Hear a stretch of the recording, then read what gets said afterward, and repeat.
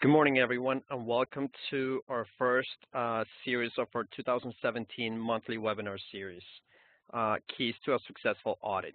Our presenters are going to be Terry McKnight and Trevor Williams, who is stepping in for Amy Boland, who unfortunately could not be with us today in today's webinar. Terry has worked in accounting and auditing services since 1989.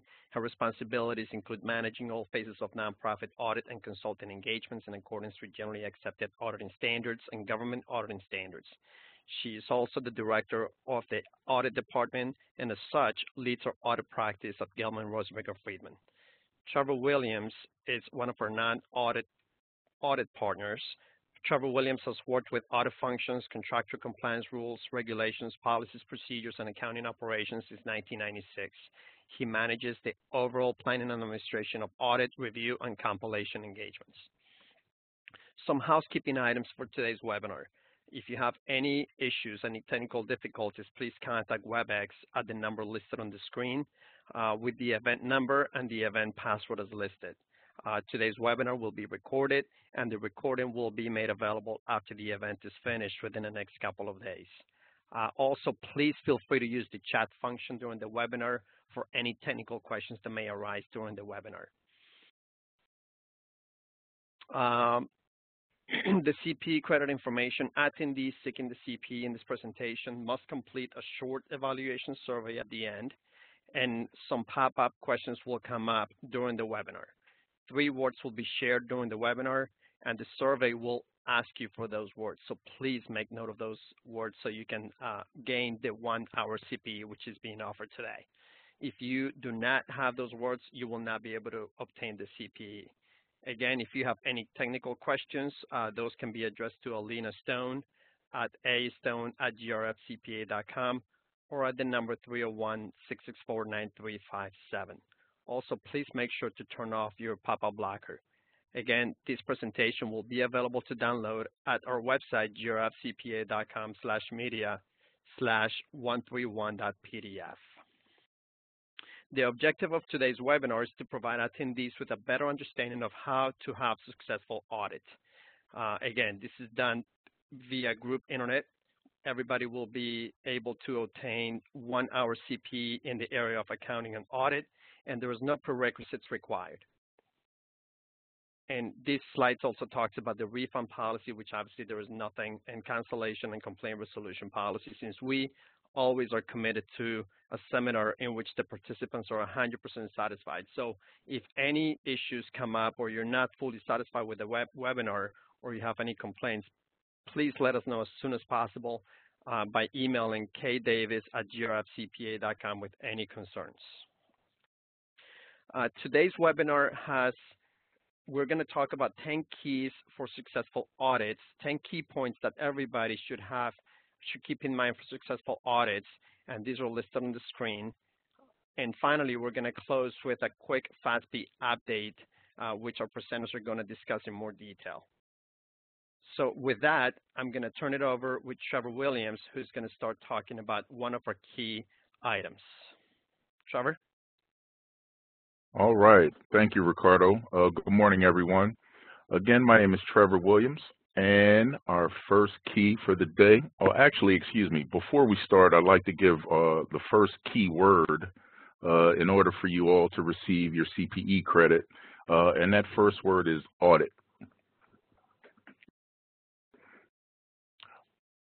All right, without further ado, if you see on the first slide there, why have a financial statement audit?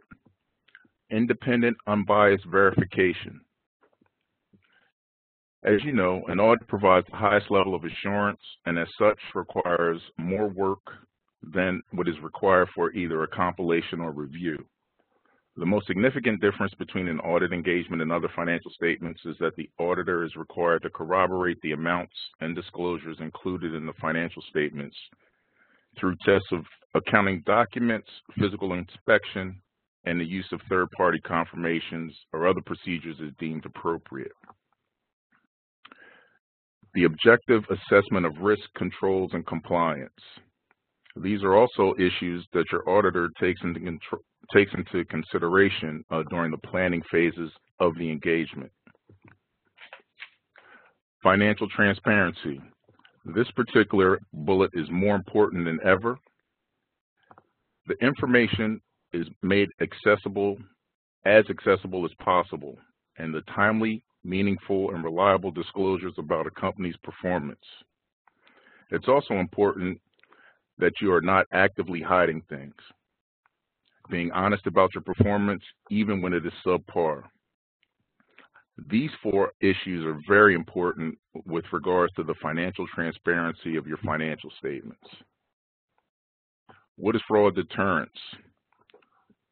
Usually when people hear the word audit, they tend to get sweaty palms and their heart rate goes up, fearing the big boogie audit men are on their way. In reality, the financial statement audit helps management and those charged with governance because the independent auditors have auditing standards that they follow to identify material misstatements due to fraud.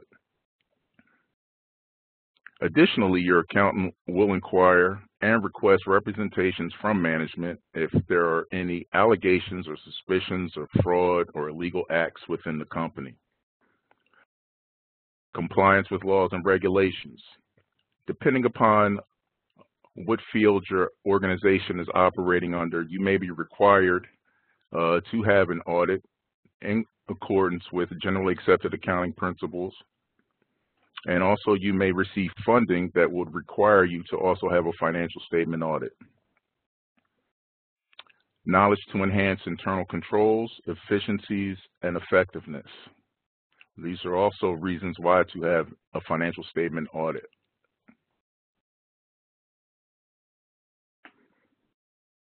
The second slide, understanding the type of audit. Financial audits performed in accordance with generally accepted auditing standards in the United States of America, government auditing standards, single audit under Title II CFR 200, Uniform Administrative Requirements, Cost Principles, and Audit Requirements for Federal Awards, a program-specific audit, and international standards. The first bullet point, generally accepted auditing standards in the United States of America, or what we refer to as U.S. GAAP. The accounting profession relies on generally accepted accounting principles to regulate the standards of accounting in the United States. Us as accountants adhere to GAAP for consistency, fairness, honesty, and accuracy in measuring and disclosing financial information. A company's fiscal reports have significant impact on the decisions made by the investors, employees, and financial institutions, and GAAP provides a set of foundational guidelines used to support this analysis. The idea behind GAAP is to keep requirements equal for all businesses and adopt some uniformity in the field of accounting. Government auditing standards, also known as the Yellow Book, provide a framework for conducting high-quality audits with competence, integrity, objectivity, and independence. The Yellow Book is used for audits of governmental entities that receive governmental awards and other organizations performing Yellow Book audits. The single audit under Title II CFR 200 Uniform Administrative Requirements. Federal agencies that provide federal assistance to state and local governments and also nonprofit organizations rely on the single audit as part of their overall oversight responsibilities. Performing high-quality single audits is a must. The Office of Management and Budget issued these guidelines, which are also referred to uniform guidance, has changed auditor requirements generally for those organizations with fiscal years ending after December 31st, 2015. A program-specific audit is an audit of an individual federal program rather than of an entity's financial statements. And generally, this type of results in a single statement of expenditures and change in fund balance of the federal program activities administered by the recipient, including notes to the financial statements. This type of audit is conducted in accordance with government auditing standards. In addition to the reports of the financial statements, there may be 2 additional reports that could be issued, one on internal control over federal program and the other on the entity's compliance with those federal program requirements. International standards. International standards on auditing, or ISA, are professional standards used for the performance of financial statements and financial information. And these standards are issued by the International Federation of Accountants.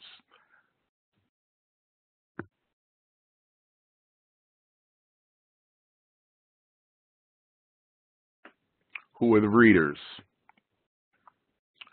Typical readers of the financial statements include board of directors, donors, regulatory agencies, charity watchdogs, and banks.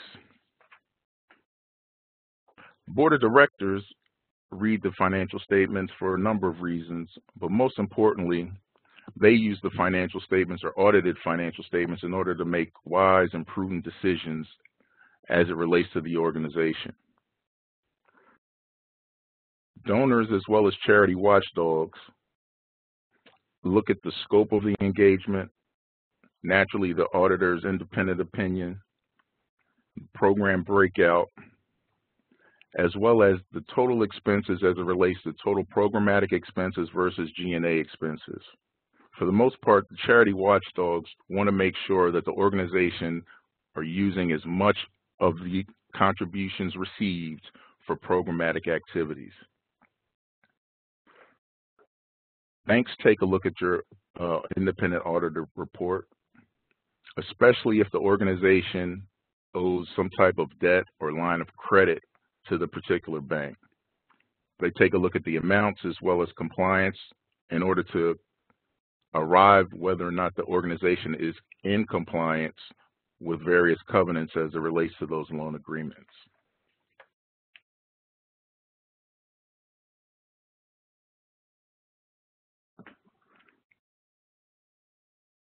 Point number 4, understand auditee versus auditor responsibilities.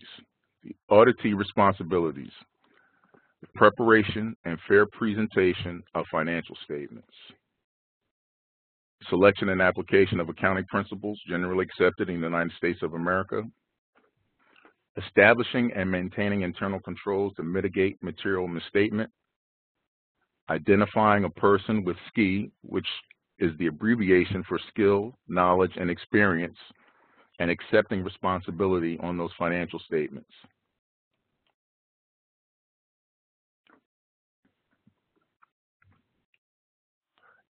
With regards to preparation and fair presentation of financial statements, internal controls help ensure that the departments within your organization, other than the accounting and finance department, are performing as expected. When the subject of internal control is discussed, the conversation frequently centers on control activities or procedures rather than the bigger picture of the whole internal control framework.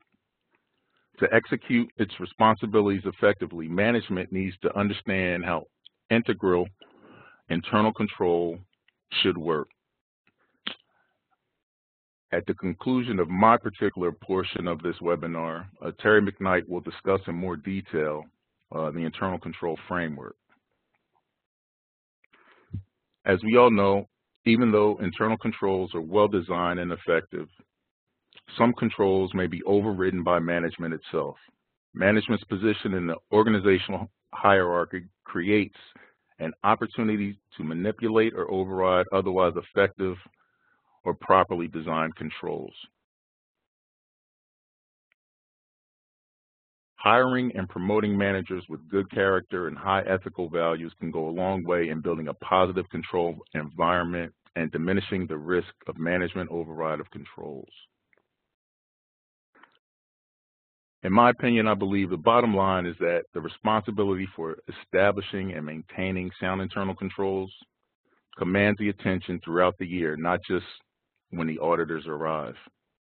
Management should remain alert for new and changing risk at all times and be flexible to modify and/or change controls as soon as new risks have been identified.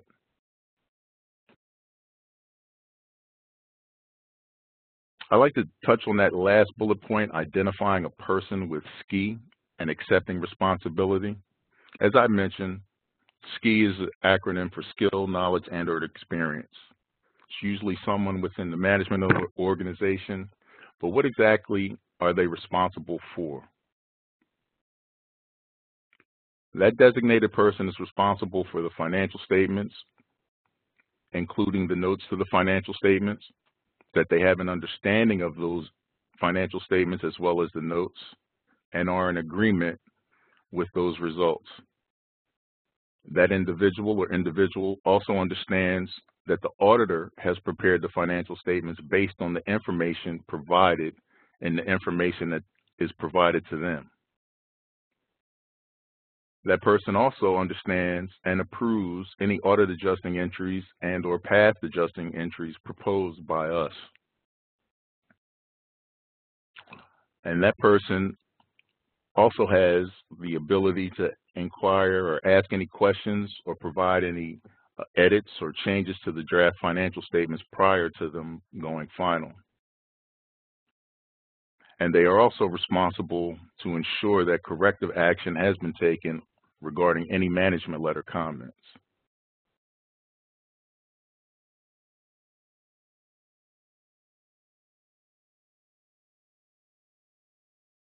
Auditor responsibilities.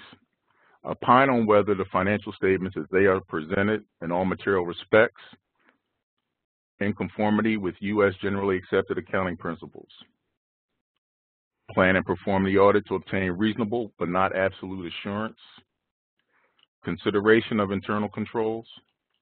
Evaluate accounting policies and significant estimates, as well as issue a management letter identifying deficiencies in internal controls. I'd like to touch on that second bullet point, primarily plan and perform the audit to obtain reasonable but not absolute assurance. It's important to note that absolute assurance means that there is absolutely no misstatement in the financial statements, and the financial statements are absolutely reliable. Reasonable assurance, on the other hand, is also a high level of assurance, but it means that the auditor has conducted the engagement in a way that he or she is reasonably sure that the financial statements are free from material misstatement. However, there may be some misstatements that go undetected. Such limitations that restrict the auditor to gain absolute assurance are known as inherent limitations of an audit.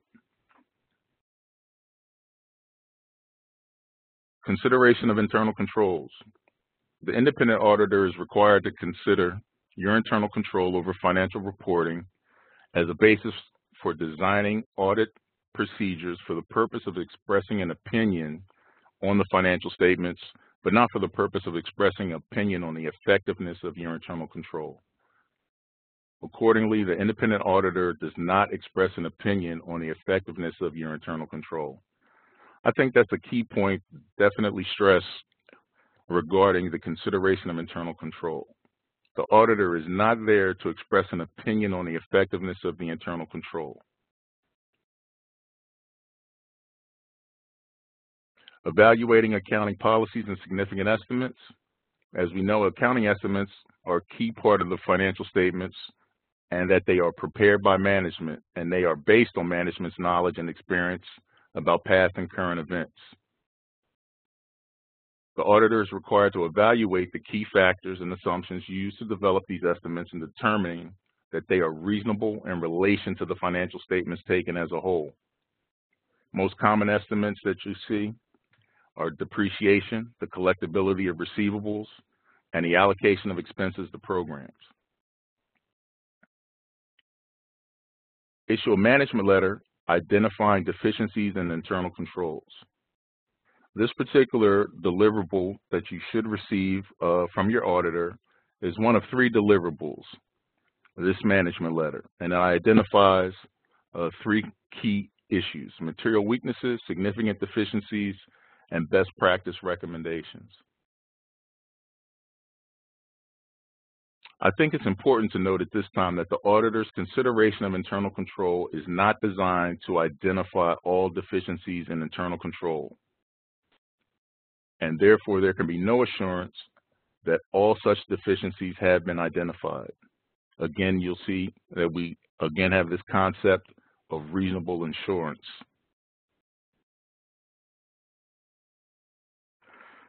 Additionally, there should be no surprises in this letter. Management should have the opportunity to see this letter and discuss its comments prior to it making it to print. One of the key factors for that and key benefits in having these discussions before this particular document becomes final is that it ensures its accuracy, as well as determining whether or not there's some additional information that the auditor may be unaware of at the time of issuing the comment, and or there may be mitigating controls that the auditor should be aware of. In my opinion, I believe this particular document, this management letter, has enormous value in the overall audit process. As we all know, a great majority of independent auditors are able to perform an audit satisfactorily and issue the report. A great majority of independent auditors are able to perform the audit satisfactorily and identify material weaknesses and significant deficiencies and provide recommendations.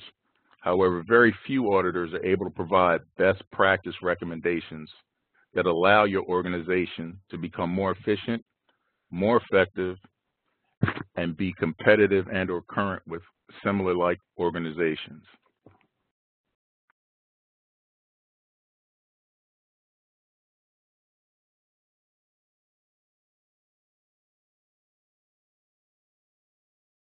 Understanding the audit approach, audit planning. This particular bullet point or slide is very important for those of you in management so that you get an understanding of exactly what the audit process entails, not just actual field work at your respective locations. The auditors spend a great amount of time prior to the start of actual field work regarding audit planning. As part of the audit planning process, the scope, the timing, and the resources needed to complete the audit are determined in-house. There are preliminary discussions of the control environment, which includes conversations with those charged with governance, taking a look at the operations of the organization, taking a look at the industry and other external factors in which the organization operates, measurement and review of financial performance, taking a look at the preliminary or unaudited financial statements, and a review of the accounting systems and internal controls. Additionally, during the planning phase of the engagement, the auditor takes a look at various risk assessments, taking a look at inherent risk, control risk, as well as detection risk.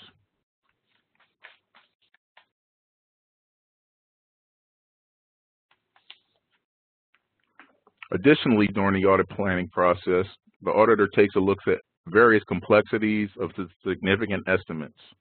Again, as I mentioned earlier, typically the organization will have various estimates included in those financial statements. And depending upon their complexity, prior to the actual start of field work, these things get looked at in the planning phase, and an overall audit approach is then determined in order to gain an understanding of these complex estimates and see that they are reasonable in relation to the financial statements themselves. The auditor also takes a look at fraud risks. Key fraud risks are management override of internal controls, as I had mentioned earlier, improper revenue recognition, improper financial reporting, fraudulent cash disbursements and misappropriation of assets, of cash receipts, fraud associated with federal funds. Additionally, other risks include implementation of uniform guidance and compliance with applicable federal requirements, as well as following up on federal findings reported in the prior year, compliance with laws and regulations, allocation of costs amongst entities, and account reconciliations, which include prior year significant deficiencies. Again, all of these things get analyzed and talked about between the audit team prior to the start of actual field work.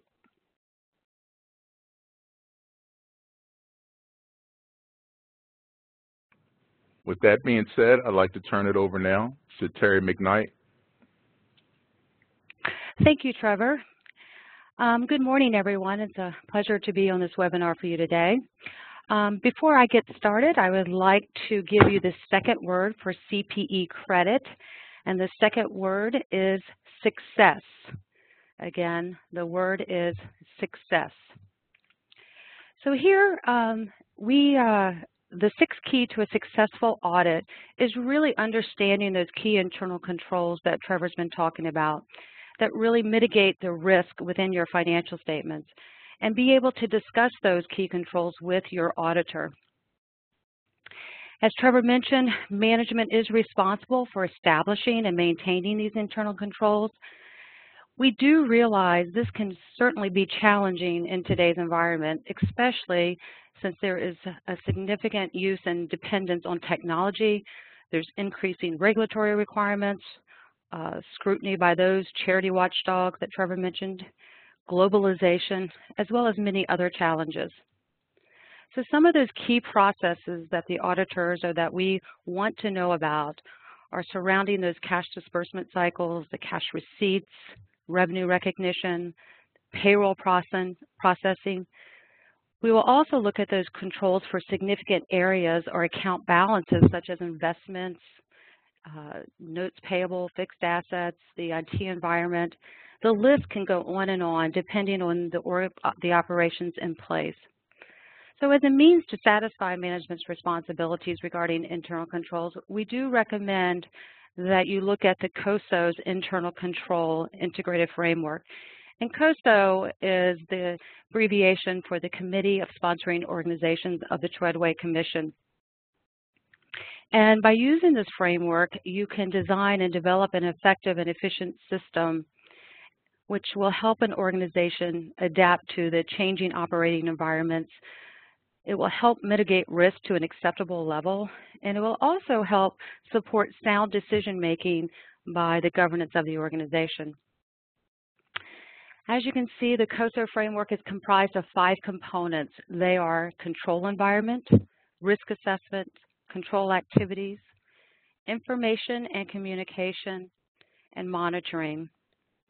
The control environment is a set of standards and processes that provide the basis for carrying out the internal controls across the entire organization. It is truly the tone at the top from the board and senior management that expresses the integrity and ethical values of the organization and the importance of following all the controls that are in place. The risk assessment is identifying and assessing risk in order to achieve the objectives. In order to assess the risk, you have to set those objectives that relate to operations, reporting, and compliance. The control activities are the actions established through policies and procedures that help ensure management's objectives are actually carried out. The control activities can be performed at all levels, and they may be preventive in nature or detective in nature, and may involve manual or automated activities. Information is necessary to carry out the internal control responsibilities. Management obtains or generates and uses that relevant and quality information from both internal and external sources to support the functioning of the internal controls.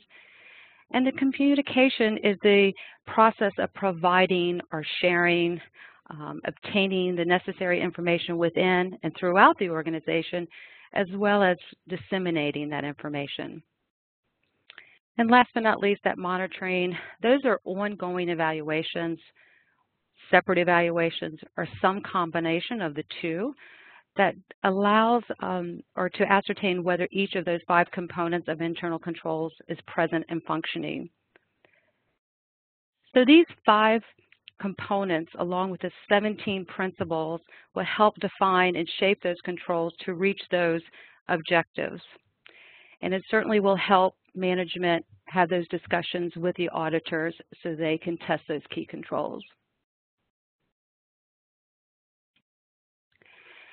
So this next slide, we work with many organizations here at Gelman, Rosenberg, and Friedman, and those organizations do receive federal funding that must comply with Title II CFR 200, the Uniform administrative requirements, cost principles, and audit requirements for federal awards, also referred to as just uniform guidance. So we wanted to specifically address those awards. So our seventh key to a successful audit is really understanding the compliance requirements associated with those federal awards and be able to provide the required documentation to support compliance. So first, review the award document and summarize the compliance requirements that are applicable to the particular award that you did receive. And this compliance summarization really should be given to finance staff, grant staff, program staff. Everybody who is involved in the work of that grant award should be made aware of these compliance requirements. Then you need to identify which cost principles and administrative requirements to use. And as we all know, OMB Circular A133 is completely obsolete. The audit requirements are all under uniform guidance. However, cost principles and administrative requirements can be applicable if the award that is being worked on during the particular year under audit was issued prior to December 26, 14, and if so, you should be using the circulars for the cost principles and administrative requirements. So those are the old circulars, A122, A110. Any funding increments received on those old awards, it's going to depend on what the funding document says. Some of the award agencies have been great about identifying if they want you to use the old circulars or if they want you to use the new uniform guidance, and some are not. So if it's not specifically identified on your grant document or your funding increment document, please go back to your federal agency and get in writing what circular or UG they want you to use. And any new award that's been issued after December 26, 14 is definitely under the uniform guidance, cost principles, and administrative requirements.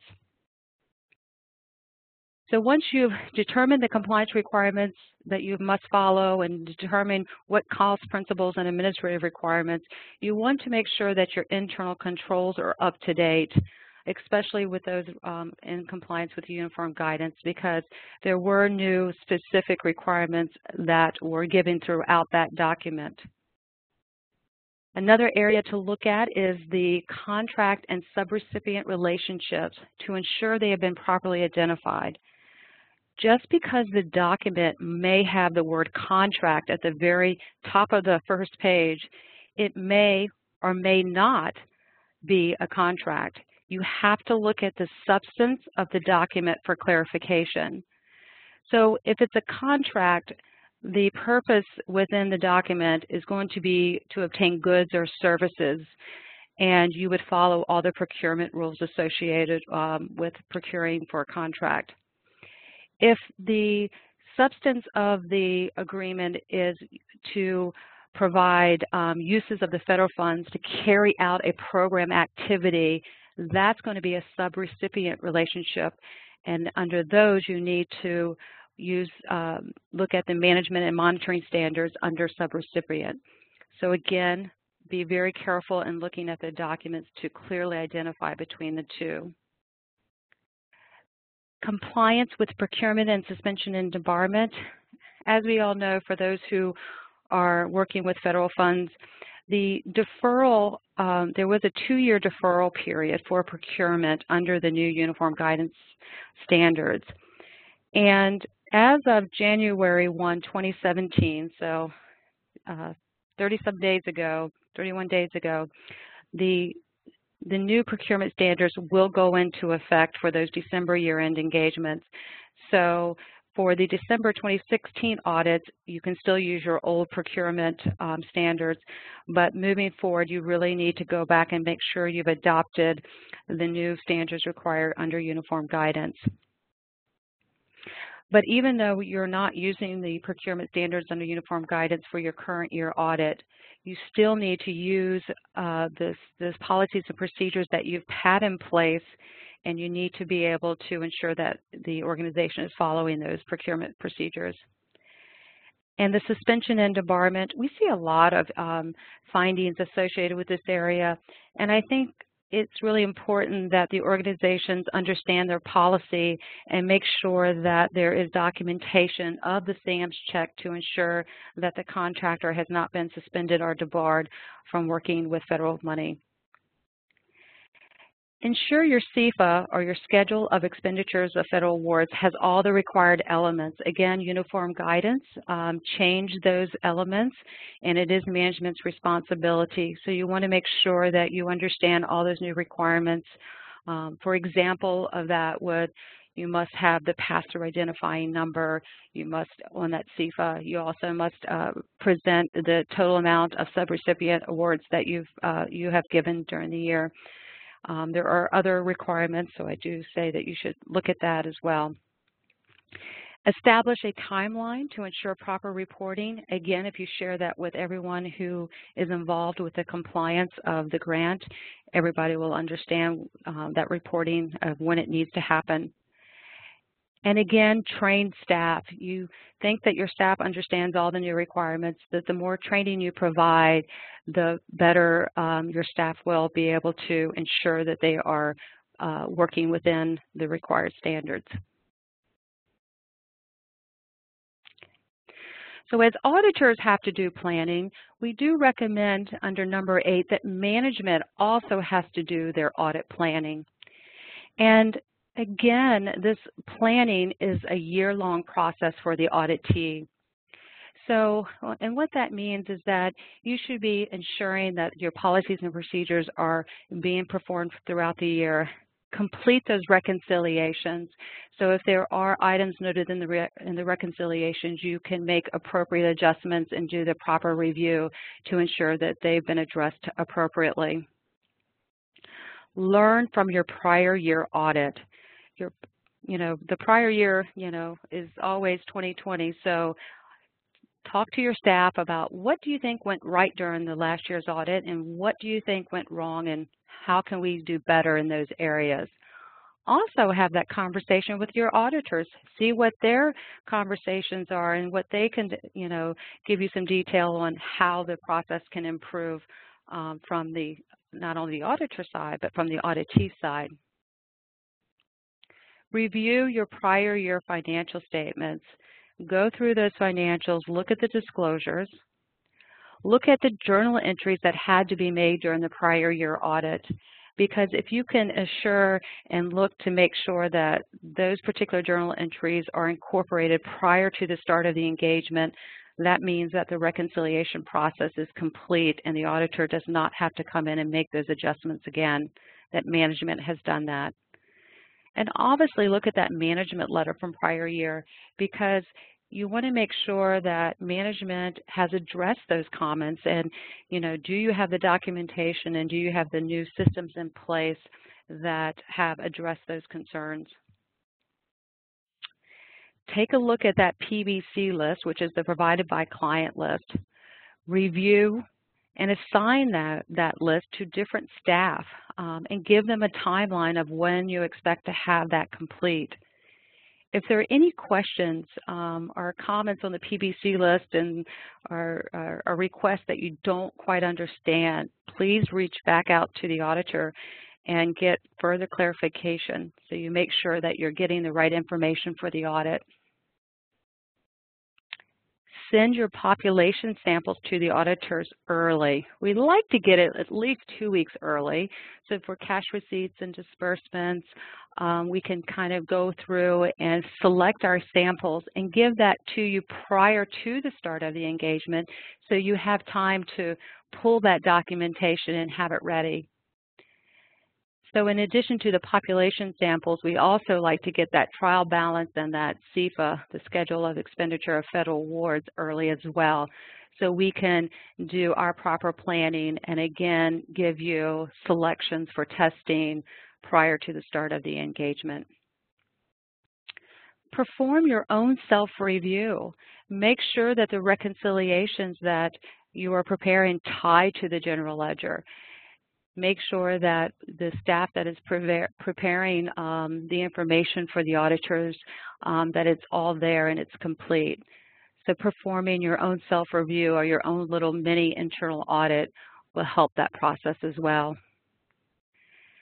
And of course, remember to document, and document some more. And this is really during the entire year. And for an example of that is if you get a contribution in the early part of the year and you have questions about whether it's restricted or not restricted or if it's permanently restricted, so call your auditor and really have the discussions there and then document why you selected the revenue recognition that you did and in the period that you selected it in. So have that documentation available. And again, we always like to end with train your staff. You can never have too much training to make sure everyone is all on board with the policies and procedures.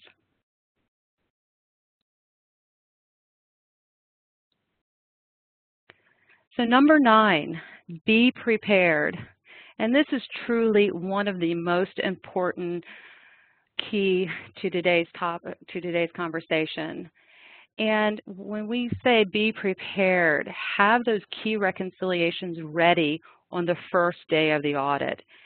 And it's really typical that when we do start an audit that the significant, like a temporarily restricted roll forward or an investment that is very significant to the organization's financial statements, those reconciliations are given to the auditor at the end of the week versus at the beginning. If you're able to give those key reconciliations at the beginning, the auditors can focus on the important part of the audit and get that done. And if there are issues or questions that need to be answered, it's done on the front end of the audit instead of the back end of the audit. And due to the timing of when the audit engagement is being performed, if those significant areas are done towards the last part of the audit process in the field, then sometimes it comes back to the office and then there's a lot of back and forth between the auditors and the auditees about finalizing that test work. So again, focus on the key reconciliations first. Always disclose the known issues or fraud timely to the auditors because that will help or it will cause the audit plan to address those issues. Be prepared to discuss analytics in detail, and meaning, you know, at the beginning of the audit, be able to look at your financial information and have the analytic discussion of why things increased from prior year or why things decreased from a budget perspective. Be able to answer those questions because, again, that will kind of also determine how the substantive test will be performed by the auditor. Be able to discuss those prior year management letter comments and be able to give supporting documentation of how you've addressed those comments. Have your samples ready for review on the first day. And that's really important because the teams show up and they are there to start work. So if the samples aren't ready, then they're sitting there trying to find something to do. So the better you can take your samples, cross-reference them to the documentation that that you provide to the sample list or to the PBC list, making sure that what those documentations kind of go back and forth and make sense. The better you can articulate that to the auditors, the less questions they will have for you, and that process will go much smoother. Make sure that supporting documentation is complete and accurate. So an example here would be there was an invoice chosen in a cash disbursement sample, and say this particular check was for $10,000.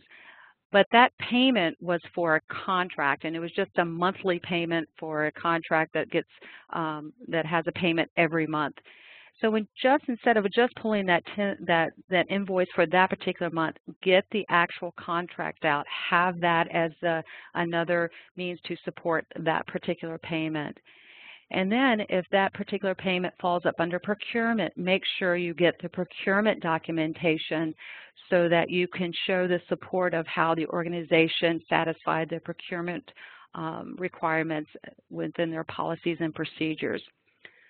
So the documentation should be full circle, so it should encumber, from the start to the finish of the source document to the general ledger.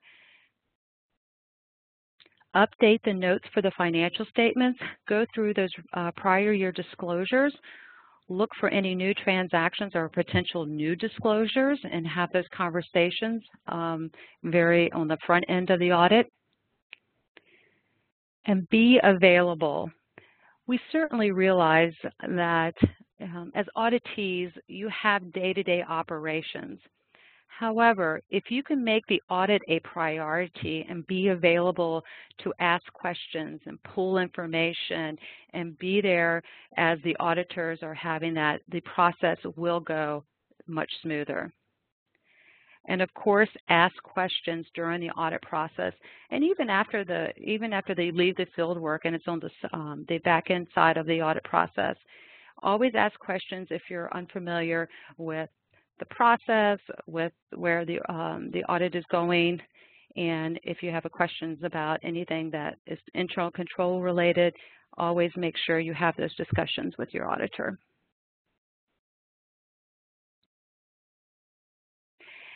And our last 10 key for a successful audit is call your auditor throughout the year. And this, is a very simple thing to do. And really, you want to be able to ask questions when it's relevant. Do not wait until the field work. So if there's a question, an issue, something that you want to discuss, call at the point in time that it's appropriate when it's happening. So your auditor should be available throughout the entire year. And again, communicate any types of issues that come across, any type of fraud, at the point in time that it's happening within the year. Don't wait until the end of or when the field work actually starts. And the other area that we like to say, is to be mindful of as you're going throughout the year is stay up to date on the new FASB regulations. And this should be done not only at the management level, but also at the staff level too. It really is important that you understand the new FASBs that are being presented. Talk to your auditors. They're there to help you and to help educate you. And not all the FASBs will apply. They certainly don't, but you definitely want to make sure that you are fully aware of the significant changes that are on the horizon. So by applying these 10 key areas, you certainly can sit back and relax because your audit will go smoothly, it will be performed timely, and it also can assist in keeping those fees to a minimum because we certainly understand within the nonprofit community the cost of an audit is very significant, and we as auditors want to make sure that you pay the least amount of audit cost associated, and the only way to do that is to make sure that the audit is efficient and effective in order to do that. Because as much as the auditee wants to have a successful audit, your auditor really wants you to have a successful audit. So the two go hand in hand. So these are the 10 key areas that we wanted to bring to your attention this morning. I guess it's still before 12. So we wanted to end the presentation with just talking about a couple of the FASBs that are either being implemented for the December 31st, 2016 audits or that are on the horizon.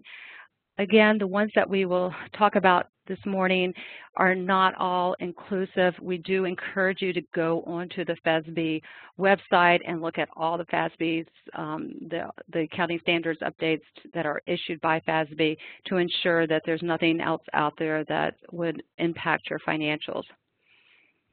But just to give you a couple highlights today, there are two that I'd like to just bring to your attention or to remind you that have to be implemented for December 31st, 2016 audits. And the first one is talking about going concern, the Accounting Standard Update 2014-15. So currently, there is no guidance in the FASB for management's responsibility to evaluate for a going concern issue. This is really done by the auditor. And our evaluation is done for 1 year beyond the date of the financial statement audit. So under this new standards update, and it will be applied to the December year ends, it is now management's responsibility to evaluate whether there are conditions or events considered in the aggregate that raise substantial doubt about an entity's ability to continue as a going concern. And that evaluation is 1 year after the date of the financial statements are issued. So old guidance, we would only have to look at from your year-end date. So if you're a December year-end, say it's 2016, we would have to look at as of December 31st, 2017. However, under this new guidance, if that audit report is not expected to be issued until April, then your 1 year look back or your 1 year look forward is going to be up through the time that the anticipated financial statements will be issued. So if there's a substantial doubt is alleviated, there are some disclosures that you still have to put in the notes, and I've listed them here. You have to look at the principal conditions or events, the management's evaluations, and the plans that alleviate the substantial doubt. And if the substantial doubt is not alleviated, you'll have to disclose in the notes what the substantial doubt is, the conditions and events that raise the substantial doubt, the evaluation of those conditions, and the plans that are intended to mitigate those conditions. The other FASB that will be applied to the upcoming December year ends is the presentation of debt issuance costs. So this is just a presentation issue only, and basically under current GAAP, those debt issuance cost is capitalized and amortized over the life of the debt, and it's included as an other asset on the statement of financial position. So under this new FASB, the debt issuance cost will be reported as a direct deduction from the face amount of the liability. And you can either disclose it on the face of the financial statements or in the notes. The amortization of that debt will be reported as interest expense. And you're going to apply that retrospectively.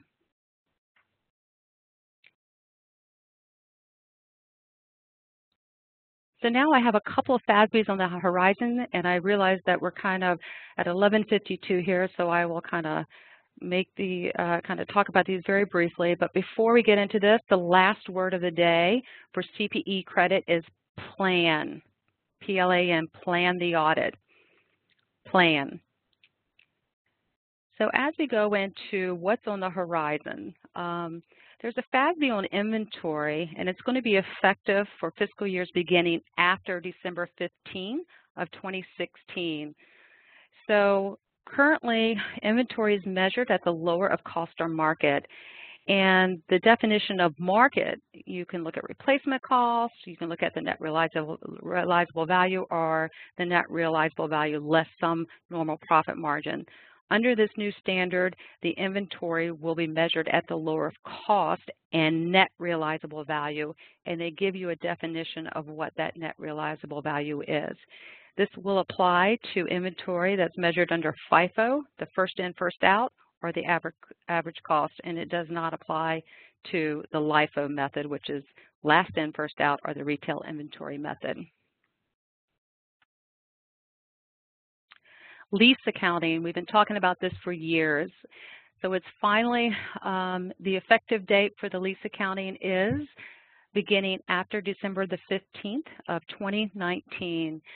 So basically, as we've all talked about for years now, the operating leases greater than 1 year will be included on the statement of financial position as a right-of-use asset and a corresponding liability.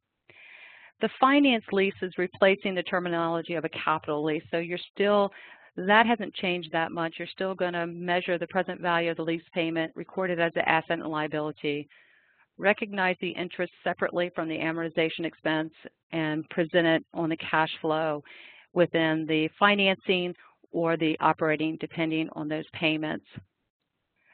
But the big change is from the operating lease side. You will now have an right-of-use asset and a liability measured at the present value of those lease payments. You're going to recognize a single lease cost that's calculated so the cost of the lease is allocated over the lease term on a straight line basis, and the cash payments will be reported within the operating activities of the cash flow. The lessor accounting is really unchanged. FASB ASU 2016-14, the presentation of financial statements of non-for-profit entities. We've already done a couple of webinars associated with this one specifically in the last part of 2016 last year, but just to highlight for you this morning, this will be effective for fiscal years beginning after December 15, 2017. You can early apply this standard if desired by management. So the big things here are the statement of financial position will show 2 net assets versus the 3 that we do now, with and without restriction. The statement of activities will also show 2 net assets, again, with or without restrictions. You can still use the indirect method for cash flow, so that's always a good point to make. There will be some required enhanced disclosures around board designation, the composition of restricted net assets. There will be quantitative and qualitative disclosures regarding liquidity. They will require classification by natural category to their functions, so that functional expense statement, or you can actually do that in the notes to the financial statement, will be required. You will also have to give additional disclosures around how you allocate cost. Information around underwater endowment funds. And the other one I'd like to point out, in the absence of explicit donor stipulation, the placed in service approach for reporting expirations of restrictions on gifts or cash is also going to be a part of this. The phase 2 part of this particular FASB is still in deliberation, so we'll probably get later this year further clarification on the second part of this particular project. Statement of cash flows, restricted cash. So the effective date here is December 15th for fiscal years beginning after December 15th of 2018. So under current guidance, restricted cash on the cash flow is all over the map. It can be in operating, it could be investing or financing on that particular statement. So this particular FASB specifically states restricted cash should be or will be included in the total of cash and cash equivalent, reconciling the beginning of the period to the end of the period. So there's no more putting it in the other areas within the cash flow.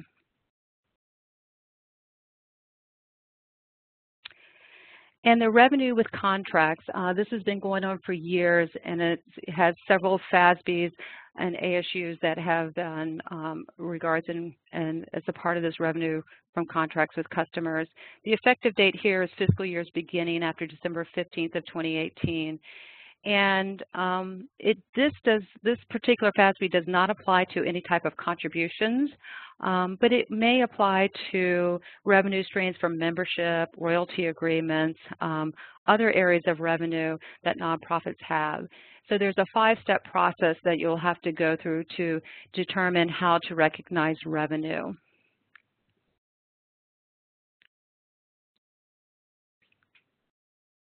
So that concludes the FASB update. Again, we do recommend that you go onto the FASB website to make sure that you've looked at all the FASBs that have been issued and to see if there's any other out there that we did not bring to your attention today. And all the ones that are on the horizon, you can certainly early implement, and that's something you should be talking with to your auditors if you would like to early implement. And before I turn it over to Ricardo, this is our first of a monthly seminar series for 2017, and our next one here is going to be on February 28th, and it's going to focus on the top 10 Form 990 mistakes. So I'm going to turn it back over to Ricardo.